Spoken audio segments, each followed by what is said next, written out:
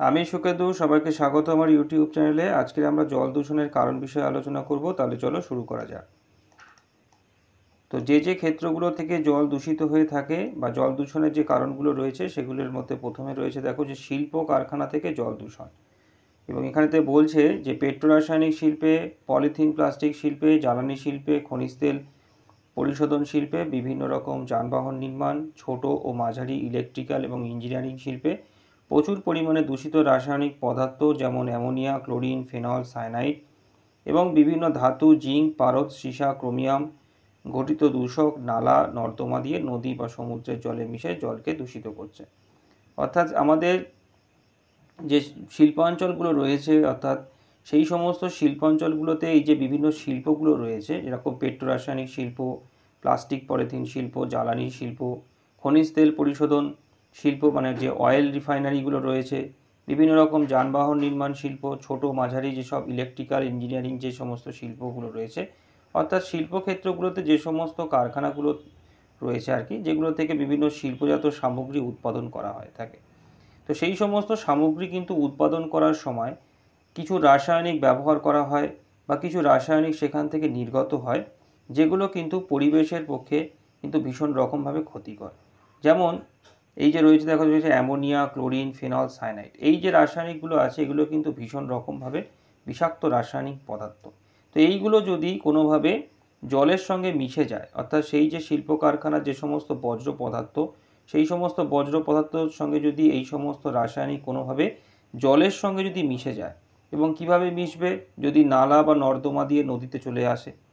এবং সেই নদী থেকে যদি সমুদ্রের জলেতে মিশে যায়, তাহলে কিন্তু ভীষণ রকমভাবে কিন্তু জল দূষিত হয়ে থাকে। এবং তার সঙ্গে সঙ্গে কিছু বিষাক্ত ধাতুও আছে এর মধ্যে, যেমন জিঙ্ক, পারদ, সীসা, ক্রোমিয়াম, এই ধরনের ধাতুগুলোও কিন্তু বিষাক্ত। দীর্ঘদিন ধরে যদি কোনো অঞ্চলেতে কোনো শিল্প কারখানা থেকে বা শিল্পাঞ্চল থেকে এই ধরনের বিষাক্ত রাসায়নিক এবং ধাতু যদি জলের সঙ্গে যদি মিশতে থাকে, তাহলে কিন্তু সেই অঞ্চলের জল কিন্তু মারাত্মক রকমভাবে কিন্তু দূষিত হতে বাধ্য। এবং সেই জলের প্রভাবেতে যারা আসবে, অর্থাৎ সেই জলকে যারা ব্যবহার করবে, তারাও কিন্তু এই ধরনের এই বিষাক্ত রাসায়নিক এবং এই ধাতুর যে কুপ্রভাবগুলো রয়েছে সেগুলোও কিন্তু তাদের শরীরেতে পড়তে পারে, মানে পড়বে আর কি। তারপরেতে দেখো 2 নম্বরেতে যেটা বলছে সেটা হচ্ছে গৃহস্থালী থেকে জল দূষণ। এবং এখানেতে বলছে যে গ্রাম এবং শহর এলাকায় বিভিন্ন আবর্জনা ও বর্জ্য পদার্থ, যেমন গৃহস্থলীর দৈনন্দিন রান্না খাবারের টুকরো, দূষিত বস্তু, শৌচাগারের মল মূত্র, সাবান, ডিটারজেন্ট, ফিনাইল প্রভৃতি নিকাশি নালার মাধ্যমে ভূগর্ভের জলে, নদীতে, জলাশয়ে পড়ে জলকে দূষিত করে। এছাড়াও বিভিন্ন খাটাল, পশুশালা, বড় বাজার, হাসপাতাল, চিকিৎসা কেন্দ্র থেকে উৎপন্ন বর্জ্য জলকে কিন্তু দূষিত করে থাকে।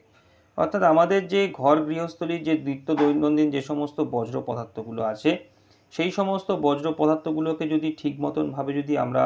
ব্যবস্থাপনা না করি, ঠিক জায়গাতে যদি সেগুলোকে না ফেলি, যত্রতত্র যদি সেগুলোকে আমরা ফেলি, তাহলে কিন্তু সেগুলো যদি জলের সঙ্গে মিশে যেতে থাকে, বিশেষত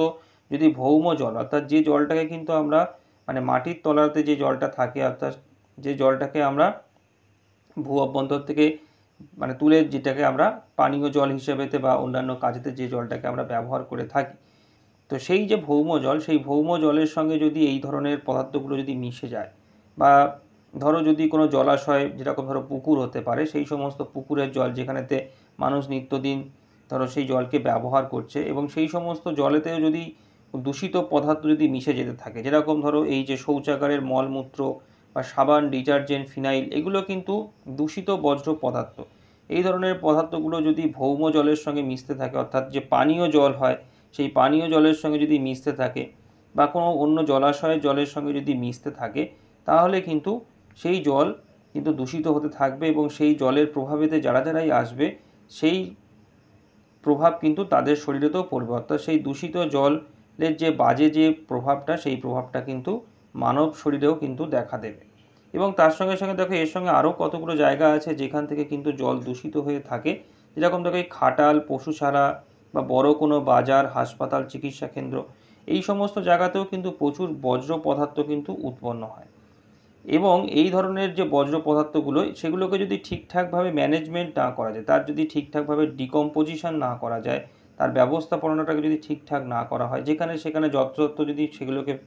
আবর্জনার আকারেতে যদি ঢিবি করে রাখা হয়, তাহলে কিন্তু সেগুলো থেকে কিন্তু জল দূষিত হয়ে হতে থাকবে। অর্থাৎ সেই বর্জ্য পদার্থগুলো যদি কোনোভাবে জলের সঙ্গে মিশে যায়, সে নদীর মাধ্যমে হোক বা নালার মাধ্যমে নদীতে আসলো, সেখান থেকে ধরো সমুদ্রে আসলো, যে করেই হোক, কিংবা ধরো ভৌম জলের সঙ্গে ধরো মিশতে থাকলো, যেভাবেই হোক, যদি সেগুলো জলের সঙ্গে যদি মিশে যেতে থাকে এবং সেই জল যদি দূষিত হয়ে যায় এবং সেই দূষিত জলের প্রভাবেতে যারাই আসবে তারাও কিন্তু সেই দূষণের কবল থেকে কিন্তু রক্ষা পাবেন। অর্থাৎ তাদের শরীরেতে, বিশেষত মানুষ বা অন্য জীবজন্তু প্রাণীর শরীরে কিন্তু সেই বিষাক্ত জল বা দূষিত জলের কিন্তু প্রভাব পড়বে। তারপরেতে আছে দেখো কৃষিক্ষেত্র থেকে জল দূষণ, এবং এখানেতে বলতে দেখো যে চাষের ক্ষেত্রে বিভিন্ন প্রকার যে রাসায়নিক সার, কীটনাশক, আগাছানাশক ব্যবহার করা হয়, বৃষ্টির জলে ধুয়ে এই সমস্ত বিষাক্ত রাসায়নিক ভূগর্ভের জলে, জলাশয়ে, নদীতে মিশে জল দূষিত করে। এই সারে থাকা নাইট্রেটের কারণেতে ক্যান্সার, শিশুদের মাথায় রক্ত চলাচলে অসুবিধা ঘটায়। তো মারাত্মক রকম প্রভাব পড়ে, এটাতে দেখতে পাওয়া যাচ্ছে। অর্থাৎ চাষের ক্ষেত্রে যে সমস্ত রাসায়নিক সারগুলো ব্যবহার করা হয় বা কীটনাশকগুলো, পোকামাকড়কে মারার জন্য যে সমস্ত কীটনাশক আছে বা যে সমস্ত আগাছা পরগাছা চাষের ক্ষেতকে ক্ষতি করে, সেগুলোকে মারার জন্য যে সমস্ত দেওয়া হয়, যে সমস্ত ওষুধগুলো দেওয়া হয় বা রাসায়নিকগুলো ব্যবহার করা হয়ে থাকে, সেগুলো কিন্তু খুব সাংঘাতিক রকম বিষাক্ত। এবং কোনোভাবে যদি সেগুলো যদি বৃষ্টির জলের সঙ্গে ধুয়ে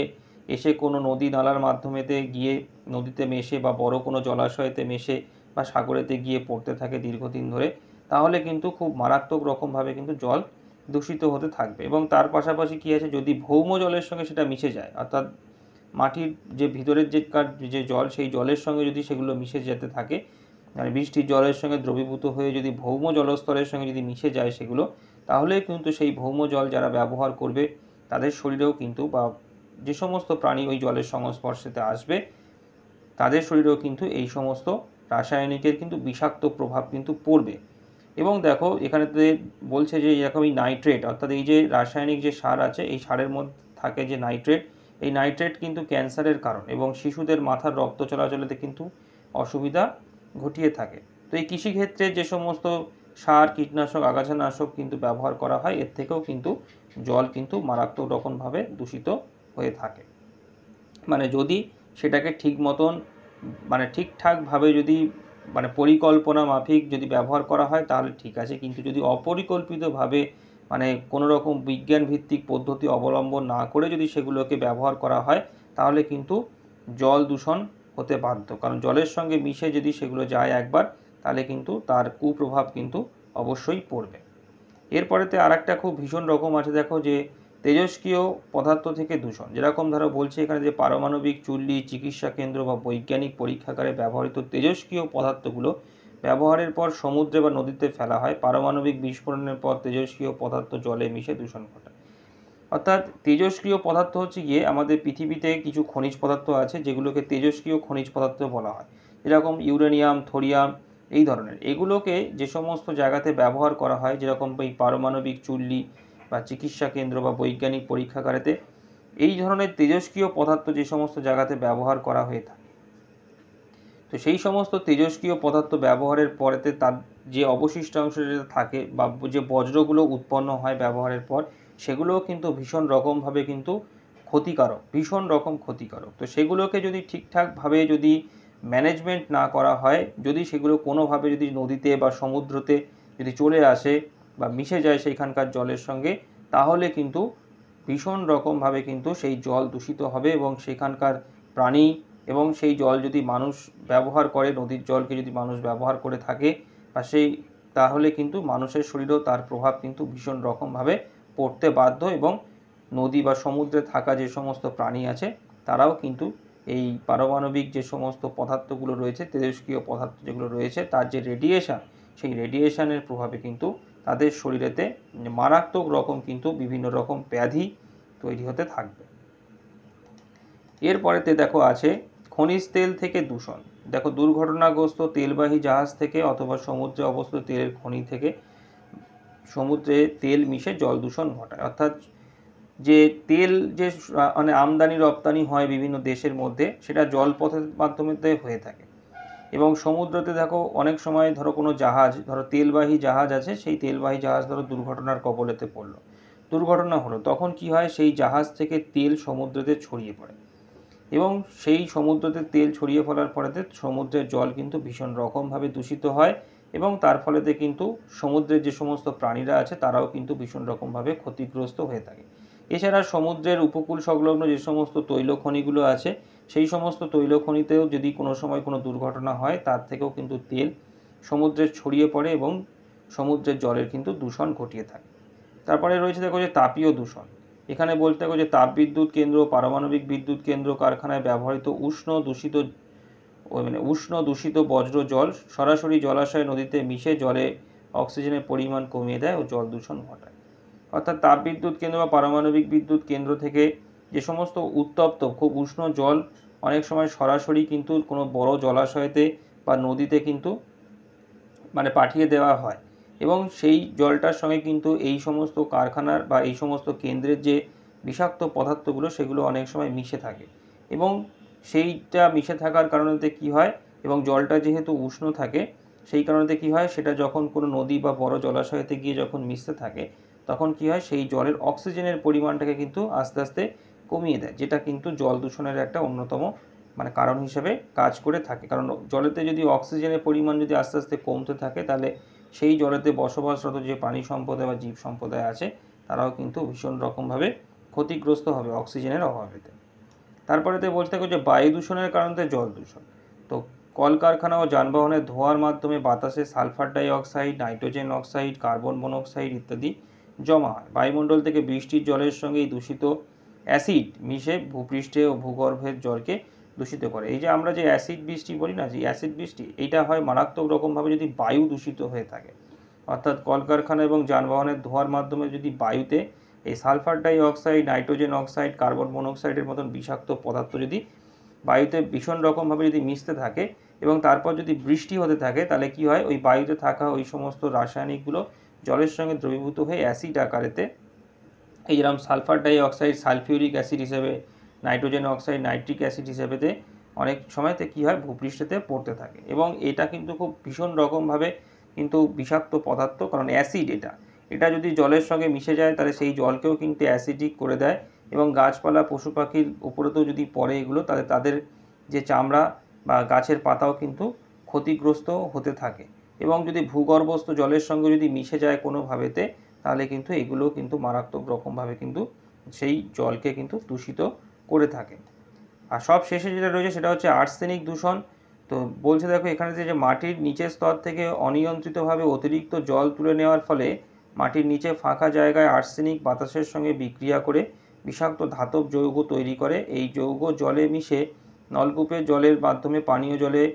মিশে যায়। এই একইভাবে জলে ফ্লোরিন, ক্লোরিন অতিরিক্ত পরিমাণে থাকলেও জল দূষিত হয়। তো এখানে বলবো এই আর্সেনিক হচ্ছে গিয়ে একটা খনিজ পদার্থ, এটা মাটির ভূঅভ্যন্তরেতে থাকে। এবারে এটা কি হয়, যদি আমরা খুব অনিয়ন্ত্রিতভাবে অতিরিক্ত পরিমাণেতে যদি আমরা ভৌম জল ব্যবহার করি, অর্থাৎ নলকূপের মাধ্যমেতে যদি আমরা ভীষণ রকমভাবে যদি ভৌম জলকে যদি আমরা তুলে নিতে থাকি অপরিকল্পিতভাবে, যতটা আমাদের প্রয়োজন তার থেকেও যদি বেশি জল তুলে আমরা যদি সেগুলোকে ব্যবহার করতে থাকি তাহলে কী হয়, মাটির নিচের স্তরেতে যেখান থেকে জলটা উঠে আসে সেখানে তো অনেক সময় ফাঁকা জায়গা তৈরি হয়ে যায় এবং তার ফলেতে কী হয়, সেইখানে স্তরগুলোতে যে আর্সেনিক নামক এই যে খনিজটি থাকে, এই আর্সেনিক নামক খনিজটি তখন বাতাসের সংস্পর্শে চলে আসে এবং চলে আসার ফলেতে কী হয়, এই আর্সেনিক বাতাসের সঙ্গে বিক্রিয়া করে বায়ুমণ্ডলের বাতাসের সঙ্গে বিক্রিয়া করে বায়ুর সঙ্গে বিক্রিয়া করে একটা বিষাক্ত যৌগ তৈরি যৌগতে পরিণত হয় এবং যেটা কিন্তু জলের সঙ্গে মিশতে থাকে ক্রমাগত। জল আমরা ভৌম জল যত আমরা মাটির তলা থেকে যত বেশি পরিমাণেতে তুলে নিতে থাকবো তত কিন্তু সেই জল আর্সেনিকের কবলেতে পড়বে, অর্থাৎ আর্সেনিকের যে বিষক্রিয়া সেই বিষক্রিয়ার কবলেতে কিন্তু পড়তে থাকবে এবং সেই জলকে যত আমরা ব্যবহার করব, সে পানীয় জল হিসেবে হোক বা এমনি ঘর গৃহস্থলী কাজকর্ম হিসেবে হোক, সেই আর্সেনিকের সেই বিষক্রিয়া কিন্তু সেখানেতে পড়তে বাধ্য এবং খুব বিষাক্ত প্রভাব পড়ে বা খুব বাজে প্রভাব কিন্তু এই আর্সেনিকের পরেতে পড়ে। ব্ল্যাক ফুড বলে এক ধরনের রোগ আছে, যে রোগ কিন্তু এই আর্সেনিক দূষণযুক্ত জল আর কি যদি কেউ ব্যবহার করে বা যদি কেউ দীর্ঘদিন ধরে যদি খেতে থাকে তাহলে কিন্তু তার শরীরেতে কিন্তু এই ব্ল্যাক ফুড নামক এই রোগটা কিন্তু হয়, খুবই বাজে, ঘা হয়ে যায় সারা শরীরেতে, খুব বাজে। এবং এই আর্সেনিকের মতন দেখো এই ফ্লোরিন, ক্লোরিনের মতন এইরকমও দুটো পদার্থ আছে, যে দুটো পদার্থ যদি জলের সঙ্গে মেশে তাহলে কিন্তু জলকেও কিন্তু মারাত্মক রকমভাবে কিন্তু দূষিত করে থাকে। তো এই হলো জল দূষণের কারণ, অর্থাৎ কীভাবে জল দূষিত হয়ে থাকে, অর্থাৎ জল দূষণের যে উৎসগুলো আছে সেই উৎসগুলো নিয়ে আজকের আমি আলোচনা করলাম। তো আজকের ক্লাসটিকে আমি এখানেতেই শেষ করছি। সবাই ভালো থেকো। Thank you.